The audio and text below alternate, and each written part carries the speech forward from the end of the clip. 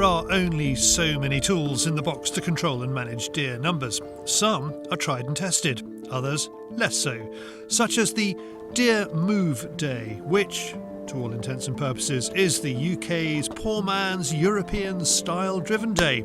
But does it need to play second fiddle to what the Germans call Druckjagd? And, wiping the spittle from my face, could we learn more from our continental neighbours? There's a lot of pressure from landowners for deer managers to get the targets, and this is clearly the way to do it. I think it's just too hard for one person to do, or for recreational stalkers to really manage it. The biggest day was 28, but other than that it's normally in the teens somewhere. On this bitterly cold winter morning, Roy is joining a group of guests who will soon be dotted around a wood in Sussex. Deer numbers are booming here and causing problems for the landowner. He hopes a short, sharp shot will be more effective than multiple individual outings. We've been invited down for a deer move day, and it's really just to try and get on top of the cull. So it's the first time I've been out on this one.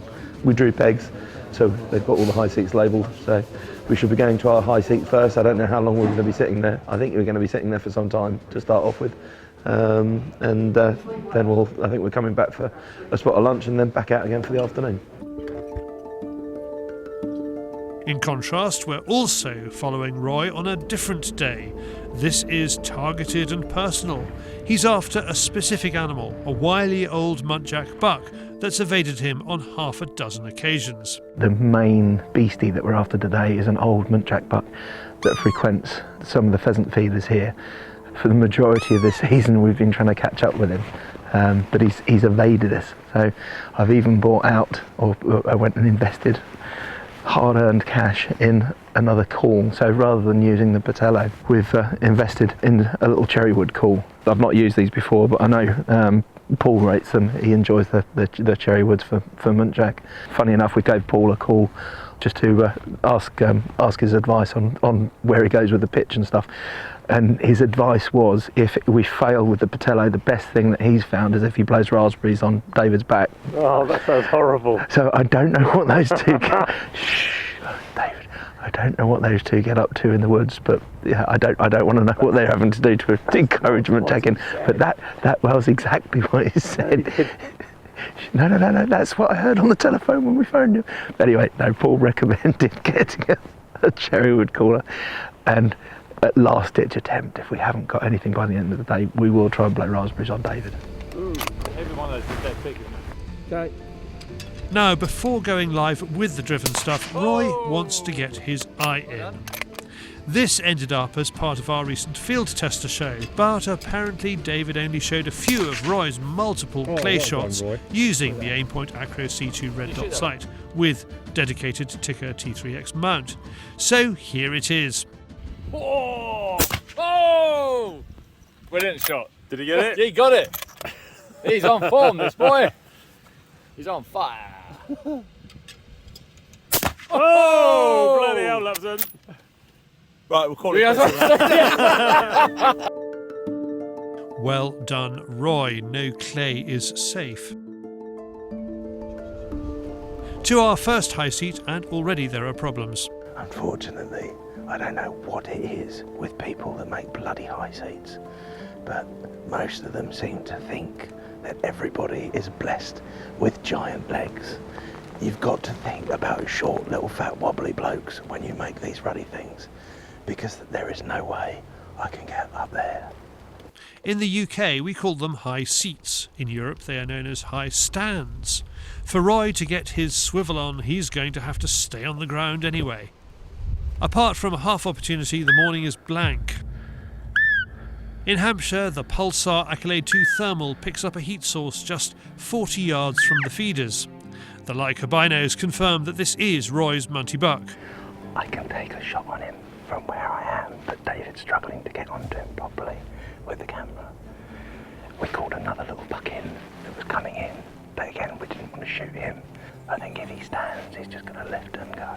Roy is confident that there is a clear channel to slot the bullet through. This is where Thermal takes a back seat and Good Glass steps up. Are you ready or not? Charlie,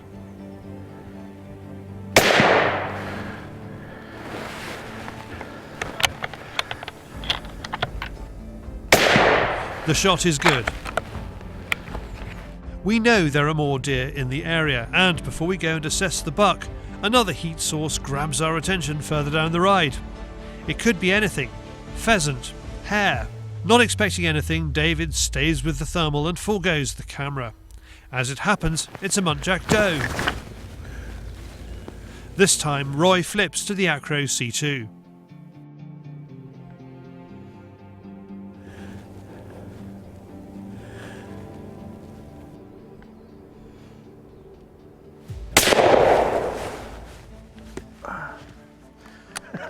Well, that was different. That was very different. So again, that just goes to show, doesn't it?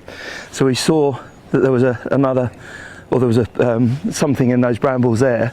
We got Charlie to walk up there because we weren't sure what it was. We thought it was either going to be a hare or a pheasant. We were just having a look and messing around as we were walking up to the buck, and lo and behold, another muntjac. So Well, that was weird because I filmed that whole thing through the thermal. so that was just a bit weird. That was just, yeah.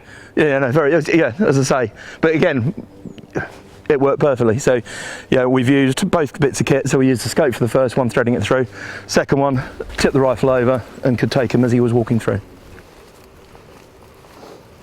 She dropped beautifully. The thing is, they remind me of pigs. The way they run is very, very piggified. So as you're coming through and the head carriage is very low, you sort of come through and your perspective as you're coming through. So my aim point was actually slightly forward on that. So, but again, you know, absolutely perfect mid-neck. So it's taken her spine out. She dropped on the spot and didn't know anything about it.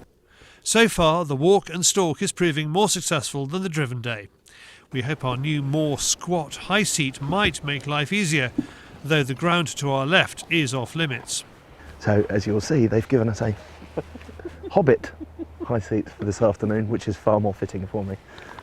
We've warmed up, we've had a bit of lunch, had a coffee, had a recharge, back at it, and if we fail tonight, it's definitely time to take up crochet. As expected, the fallow appear to our left. They graze quietly for 15 minutes. Roy waits for them to head back across the ride to the wood. But our cover is blown. Roy decides to take the youngster.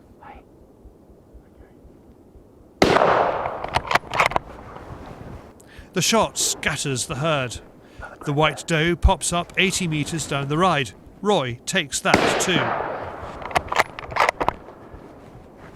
I was hoping the deer were going to come running back up into the wood and cross her, but we had the other white doe that came up, and she just came up the rise there, about 80 or 90 yards away.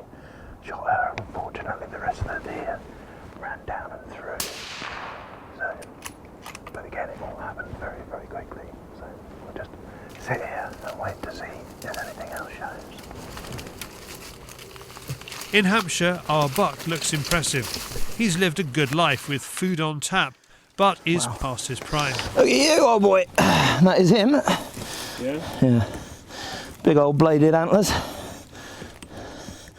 He's not as long as he was, so he's certainly an old lad. Yeah, I mean, look at the face on him. He is an old warrior. What a stunner. It's actually a white on his legs, isn't it? But look, I mean, you can see the battles he's had. He's a very, very, very battle-scarred munty, and some lovely, lovely thick blading on his antlers. All the canines are completely snapped off to the gum, both sides. So he has held this territory for a very long time. Yeah, and all the teeth are very, very worn down. Absolutely perfect. That's the deer that we wanted. You know, he's held this territory for a good number of years. He's going back, so the head is not as long as he was previously. And as I say, the tooth wear is there now as well. It wouldn't have been very long before he wasn't able to hit the feeders and digest the grain as well. Huge, great big neck on him as well. I've never seen a neck quite like that. That is extraordinary. Yeah. Yeah, I mean, you look at that, that's just solid. It's an absolute bullock of a munty. In Sussex, Roy assesses the fallow. So we've got the entry just there, just on the shoulder. So he probably went about 50 yards and then dropped. And then we've got the other one further up the ride here. The driven day has delivered as many deer as the walk and stalk.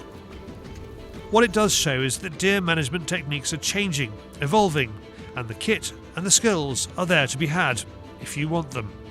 For more information about the Aimpoint Red Dot site, go to aimpoint.com.